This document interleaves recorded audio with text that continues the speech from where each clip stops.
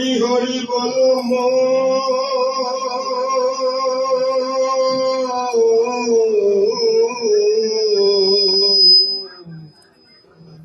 হরি গো হরি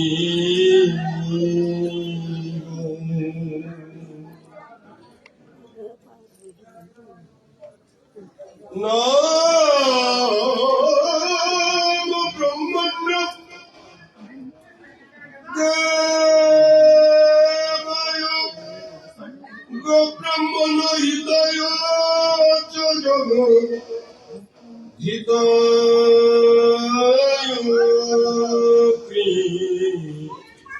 কৃষ্ণায়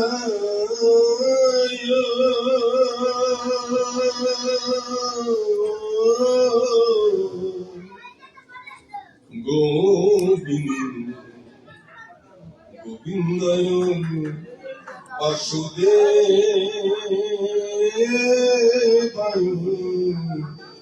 নমো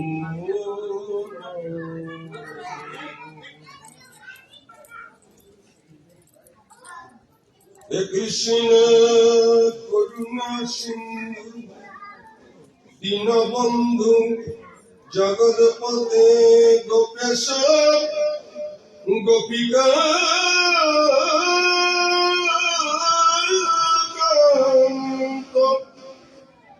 রাধা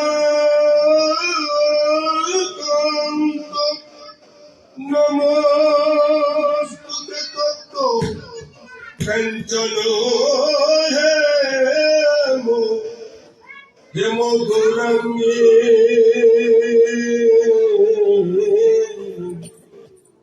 রাধে রাধে বনেশ্বরী বিশ্বভানু সুদে দেবী প্রণমামি হরি বৃন্দাওই তুলসী তুলসী দেবৈ প্রিয়া ওই কেশব নিত্য ভক্তি পদে দেবী সত্যবর্তই নমো নাম ধর্মায় মহতে নমো কৃষ্ণায় বেদসে ব্রহ্মণে নমস্কৃত্য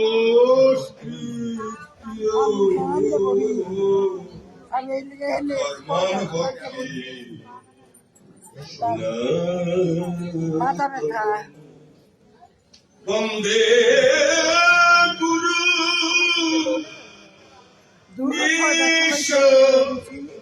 নিশমিষ ভক্ত নিশমিষয়ব কারো তদ প্রকাশনস্ত তদ শক্তি কৃষ্ণ চৈতন্য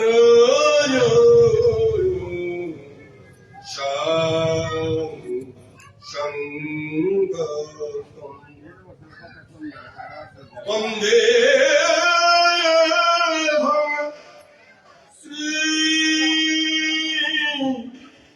শ্রী গুরু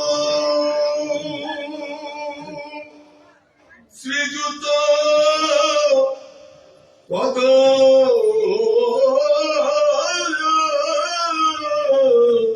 কমল শ্রী গুরু বৈষ্ণবাংশ শ্রীরূপম সাগর জাতং সহগণ রঘুনাথান্বিতং তং সজীবম সদ্বৈতং সাবধূতং পরিজন সহিত শ্রীকৃষ্ণ চৈতন্য দেব রাধা কৃষ্ণ পদান সহগণ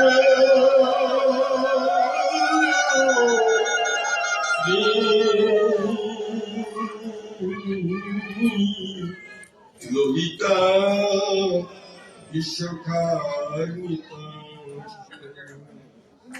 জয় জয় শ্রী চৈতন্য জয় নিত্যানন্দ জয় দ্বৈত চন্দ্র জয় গৌরভক্ত কবি জয় রূপ সনাতন ভট্ট রঘুনাথ শ্রীজীব গোপাল ভট্ট দাস রঘুনাথ এই ছয় কুশল করি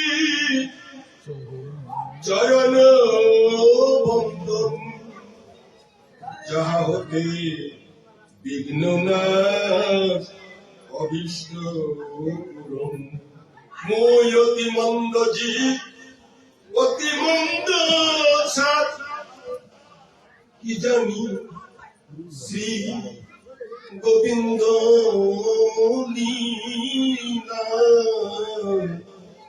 সমুদ্র সমুদ্র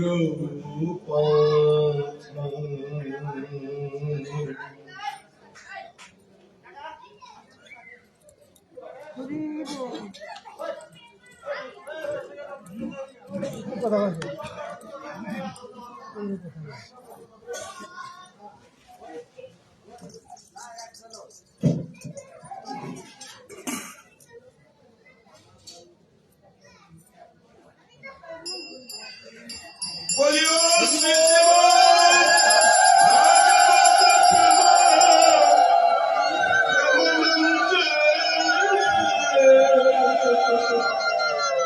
হরি হরি বলো বলো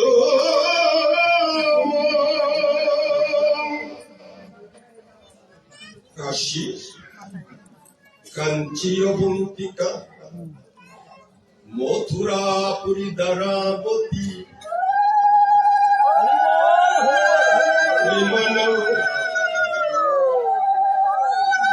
বৃন্দাবন নীলাচল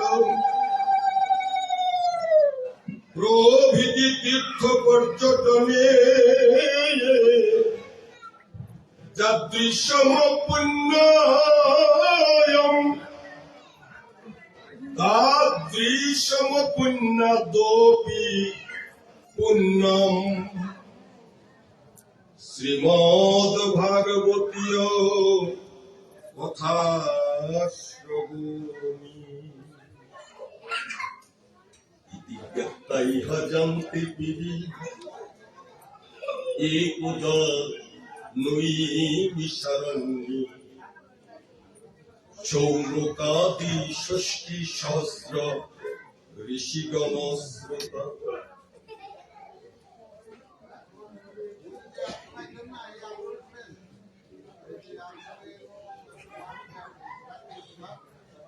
জয় জয় শ্রীকৃষ্ণ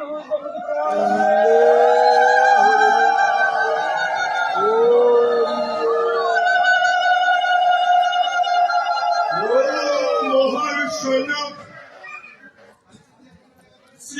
শ্রীমনানন্দ নন্দন চরণ পরায়ণ শুভ্রশ্রব সুত গোস্বামী মহাশয়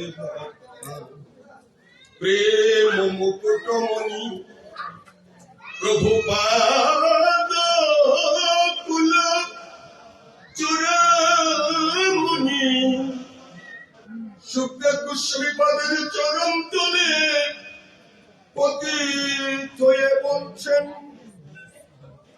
প্রভু হে জন্মস্তুতি মাত্রেন যে নাম শ্রবণ করার সঙ্গে সঙ্গে ভবব্যাধি দূর হয়ে যায়, যে নাম শ্রবণ করার সঙ্গে সঙ্গে জীব মুক্তি পেয়ে গোবিন্দের শ্রীপাদ পদ্মে পৌঁছে যায়। একবার যদি বদন ভরে সেই আসে হয়তো নদী পার হয়ে যাবে।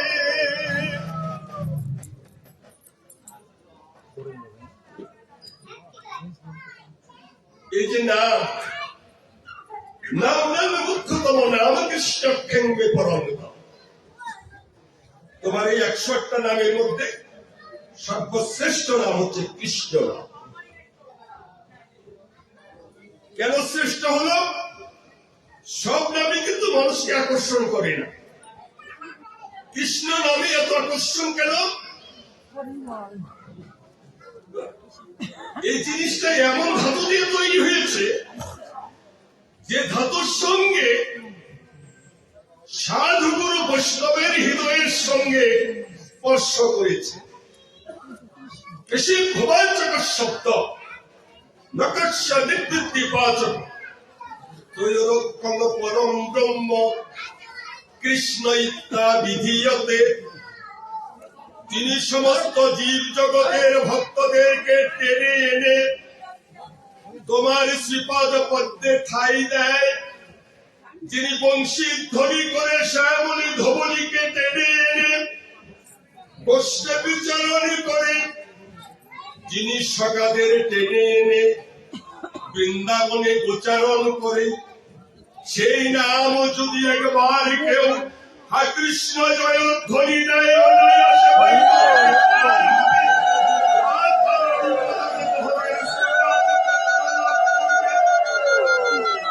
তোমার এই নাম যারা নিচ্ছে, আমরা তো প্রাণ ভরে হরিনাম শুনছি, কিন্তু হরিনামে কয়জন মুক্তি পেয়েছে বলতে পারে? আমি তো কোন চৈতন্য চরিতামৃতে, কোন ভক্তমাল গ্রন্থে, কোন ভাগবতে দেখি নাই যে হরিনাম শ্রবণ করে মানুষ মুক্তি পেয়েছে। মুক্তির আশায় এই সাধুগুরু বৈষ্ণবের সঙ্গ করতে করতে তার শ্রীপাদ পদ্ম ধূলি যখন শিরে ধারণ করে হা কৃষ্ণ জয় ধ্বনি করবে,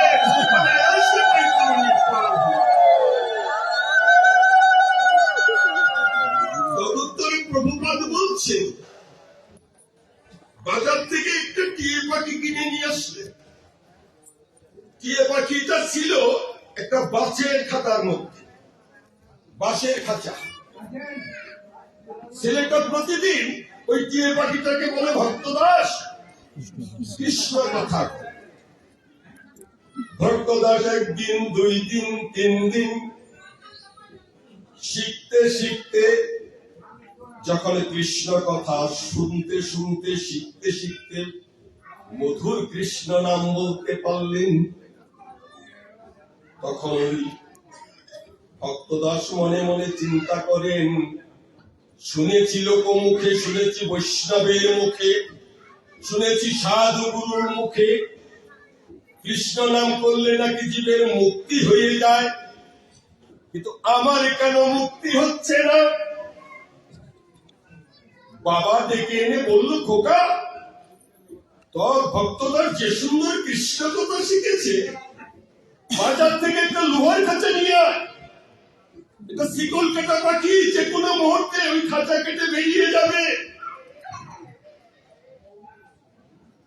দেখেছে ভালো কৃষ্ণ কথা বললে তাকে নাকি বদ্ধ কারাগারে নিক্ষেপিত করতে হবে, কারাগারে থাকতে হবে। সে কোটা কোন কারাগার? সংসারে আপনি যতই ভালো কৃষ্ণ কথা বলে এক কবর্তক ওই সংসার ছেড়ে অন্য কোথাও যেতে পারবেন না। যখন বৃন্দাবনে এসে বলবেন সংসারের আলোচনা বাদ দিয়ে বৃন্দাবনের ধুলাই পরে গড়াগড়ি করবেন আর হরিনাম সংকীর্তন।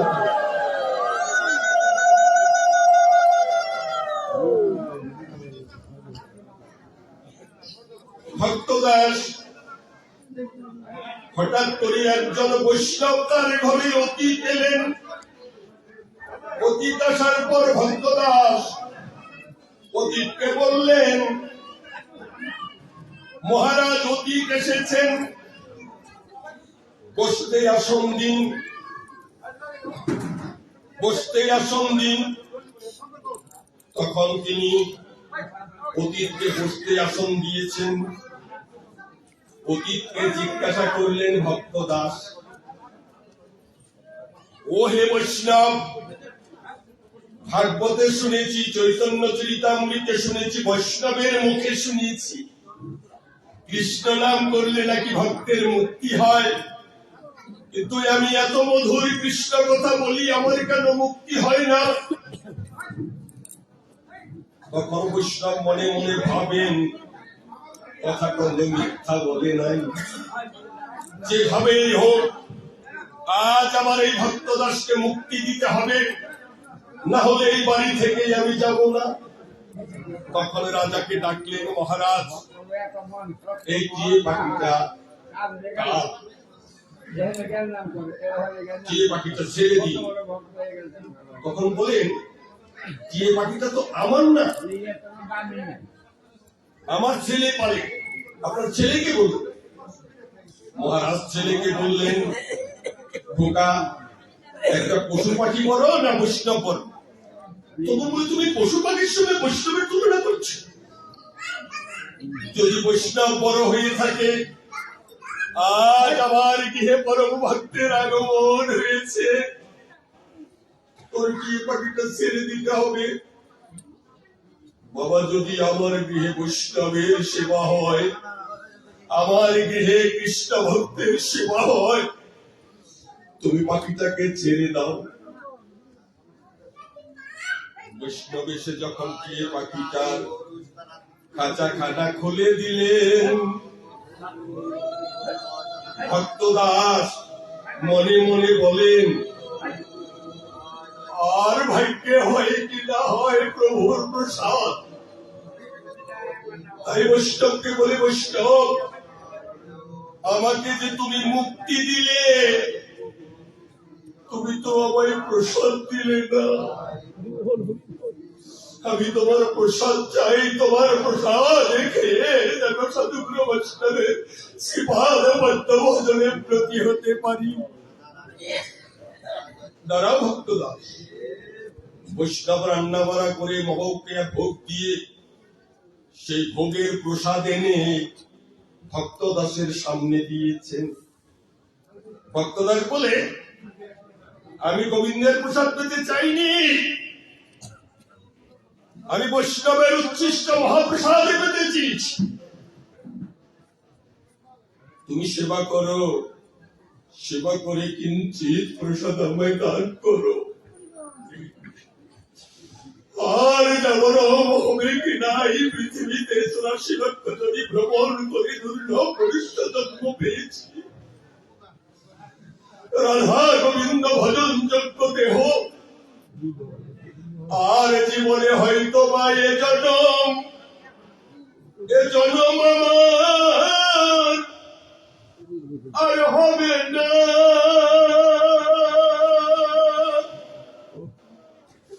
আমি জন্মি যদি পশুকুলে,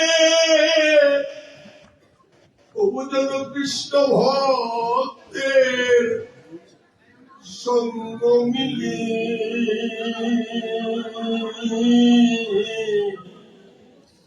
ইহকালে পরকালে যেন কৃষ্ণ ভক্তের সঙ্গ পাই। এই জনমই নয়, আবার জনম পাবে। মমবর্তানি অত্যন্ত মনুষ্য পার্থ সর্বত, তোমাকে ঘুরিয়া ফিরিয়া আমার কাছে আসিতেই হইবে। আবার যদি পাঠাও ঠাকুর এ ভব সংসারে, কৃষ্ণ ভক্ত মায়ের গর্ভে জন্ম দিও। আমি চাই না টাকা, চাই না রে পয়সা।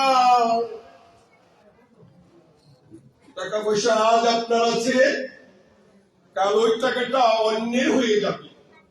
আজ যে ধন আপনার আছে, ও ধন অন্যের হয়ে যাবে। অন্যের ধন যেমন আমরা কেড়ে নিয়ে রাজরাজ্যেশ্বর হয়ে গেছি। এক সময় দেখবেন আপনার ধনকে নিয়ে গিয়ে সে রাজরাজ্যেশ্বর হয়ে গেছে। আমি চাই না টাকা, চাই না পয়সা, চাই না রে অভিমান। আমি কৃষ্ণ নামে মালা গাঁথব সখী দিয়ে মন। আমি তার মালা তার গলায় দেব। আর গলায় দেবে আমার প্রাণ গোবিন্দ।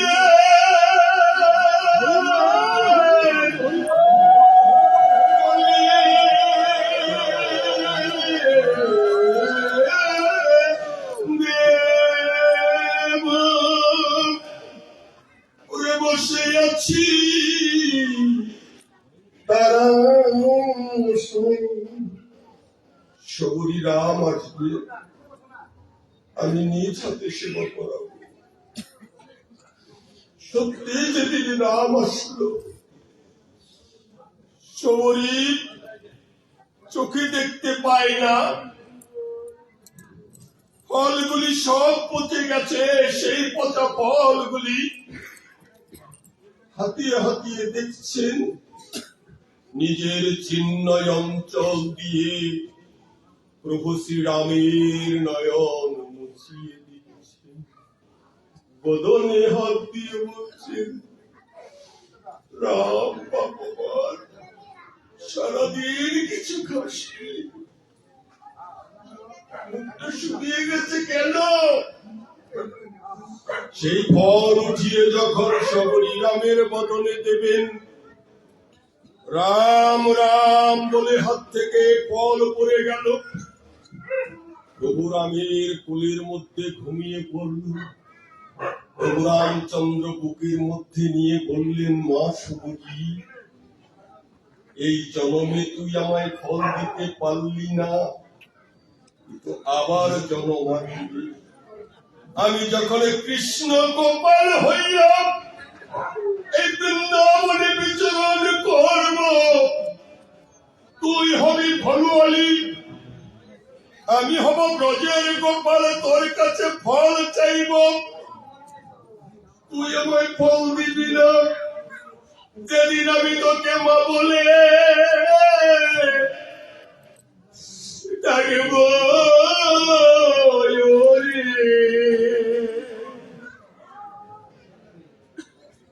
গোবিন্দের মুখে মা ডাক শোনা।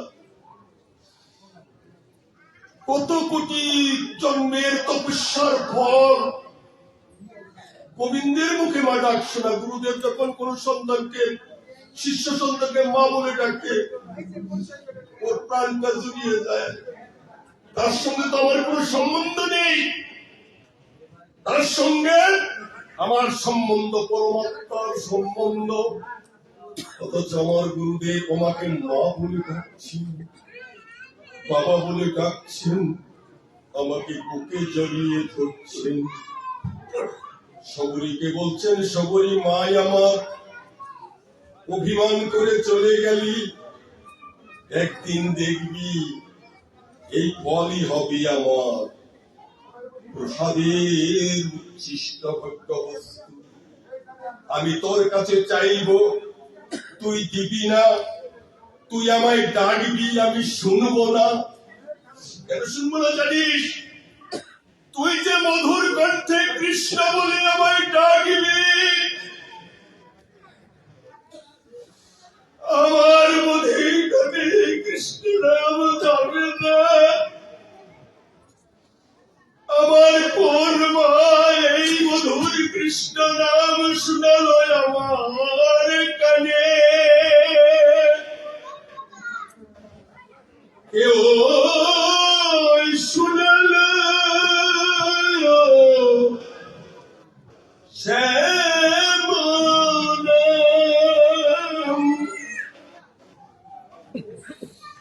আমার কানের ভিতর দিয়া,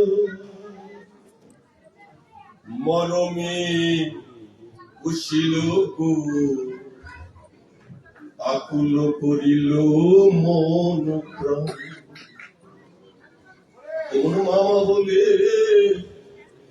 কে গো ডাকে, কেমন মামা বলে কে গো ডাকে, আমি পরাণ ভরা মানা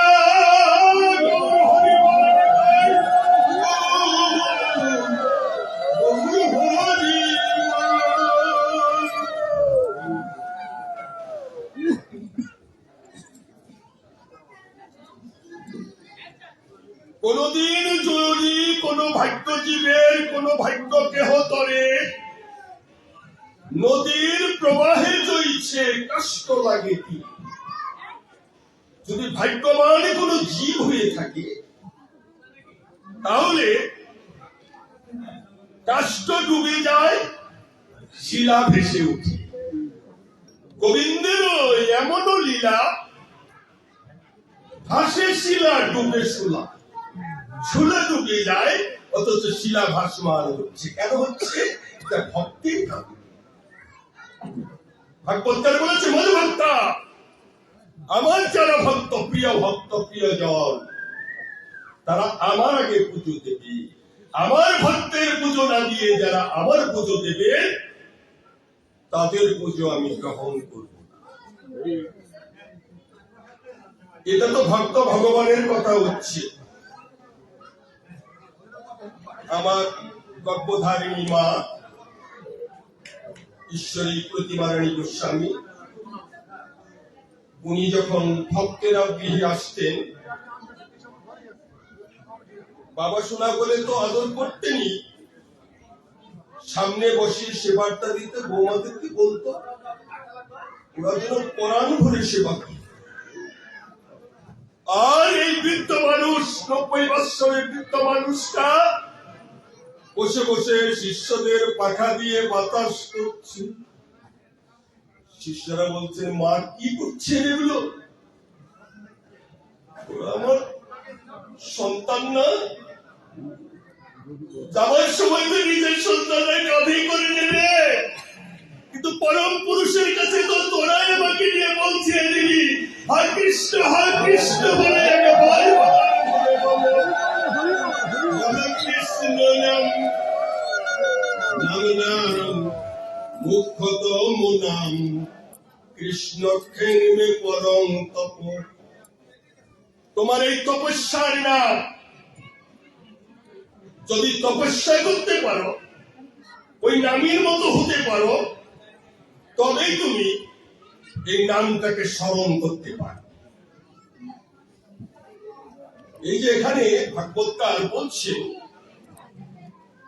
কারণ আমাদের 3 দিন চৈতন্য চরিতামৃতের কথা ছিল, আজকে কোন চৈতন্য চরিতামৃতের কথা নেই, কারণ আজকে পাঠ হবে এটা বলা ছিল না, তবে আমার প্রভু শুনতে চেয়েছে। এটাই কিন্তু একটা বিরাট সার্থকতা, শুনতে চেয়েছে। কার মুখে? ভক্ত মুখে কৃষ্ণ কথা শুনিতে শুনিতে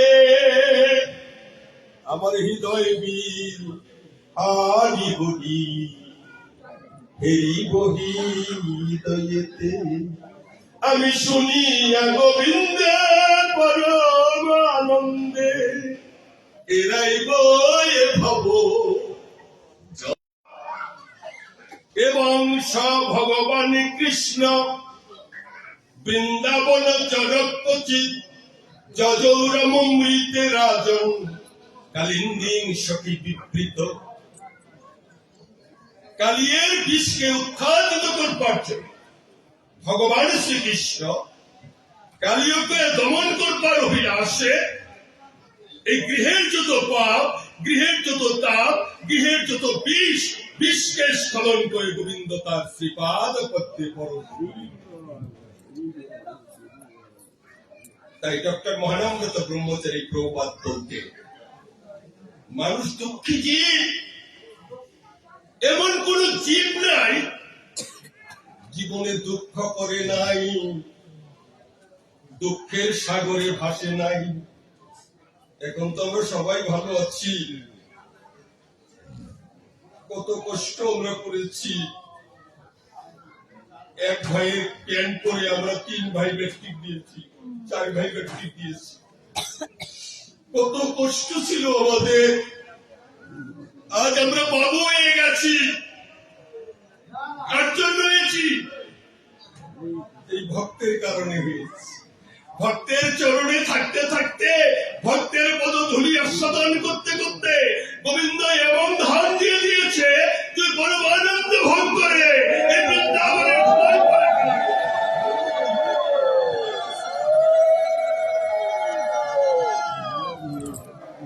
কষ্টের দুঃখে জীবন করা এমন কোন জীব নেই জগতে দুঃখ করে নাই। সুখং মে ভূত দুঃখং মে ভূয়াৎ, সুখ দুঃখটা চাকার মতো ঘুরছে। একবার সুখ করে গোবিন্দকে ভুলে যাবে, আবার দুঃখ আসবে, আবার প্রাণ ভরে গোবিন্দকে ডাকবে। গোবিন্দ বলবেন, এখন ডাকিস কেন? সুখে থেকে দুঃখে থেকে যে আমার প্রাণ ভরে ডাকে, সেই ব্রহ্মানন্দ ভোগ যারা করে, আমি তাদের ছাড়া হই না ভবে, তাদের ছাড়া হই না ভবে, আমি তাদের বৃন্দাবনে বাস দেই গো, তাদের ছাড়া হই না ভবে। তাই তিনি বলছেন যেন ব্রহ্মানন্দ ভোগ করে। তারা সুখেও যেমন গোবিন্দকে ভালোবাসে, দুঃখে পড়েও গোবিন্দকে তেমন। তাই ভালোবাসার মধ্যে কোন পার্থক্য যেন থাকে। সুখে থেকে তোমায় ভালো মন্দ খাওয়াবো, দুঃখে পড়ে গেছি এখন কিচ্ছু খাওয়াতে পারবো না, তা নয়। ছোট বলে ছোটকে অবহেলা, বড় বলে বড়কে মান্য করা, এটা ভুলে যাও। সকলকে সমান ভাবে দেখো, সকলেরই পদরজ এই বৃন্দাবনের সমান পদরজ। সকলের পদরজ যদি অঙ্গে ধারণ করতে পারো, একদিন না একদিন তোমার এই বৃন্দাবনে বাস হয়ে যাবে। একদিন না একদিন গোবিন্দ তোমায় এই ব্রজধামে পাশ দিয়ে দেবে। উদ্ধব বারবার বলতেন, গোবিন্দ কত কোটি জীব তুমি জন্ম দিয়েছ, কিন্তু জীবের জন্মের কোন সার্থকতা নাই। যদি তোমার চরণ ধুলা তোমার অঙ্গে না লাগে, আমি কি করব গোবিন্দ? আমি তো তোমার পেছনে পেছনে রইলাম। আমি যদি বৃন্দাবনে একটা গুণমলতা হয়ে জন্মগ্রহণ করতে পারতাম,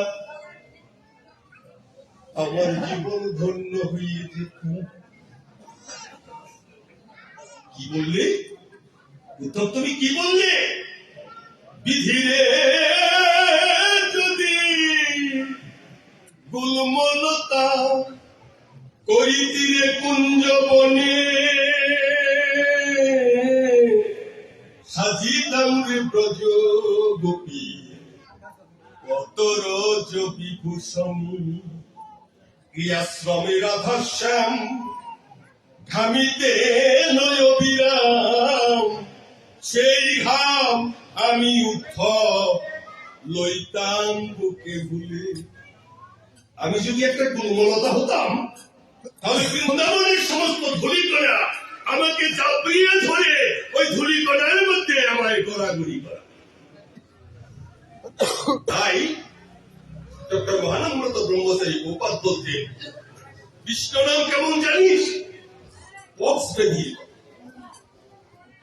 ওটা যদি একবার কেউ কাউকে ধরে, কেউ কাউকে ছড়।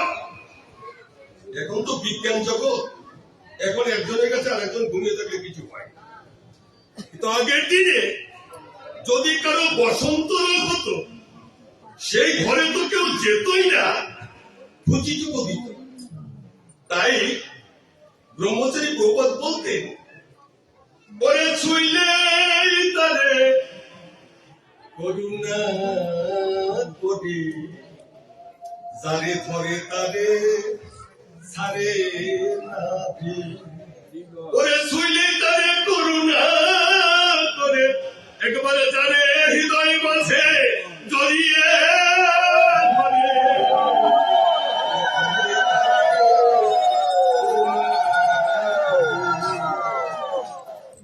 গোবিন্দ তো ভালোবাসার ধন, তাই তিনি বলছেন গোবিন্দ তুমি কাঁদছ কেন? মাত্র কটা দিন হয়েছে তুমি মথুরায় এসেছো,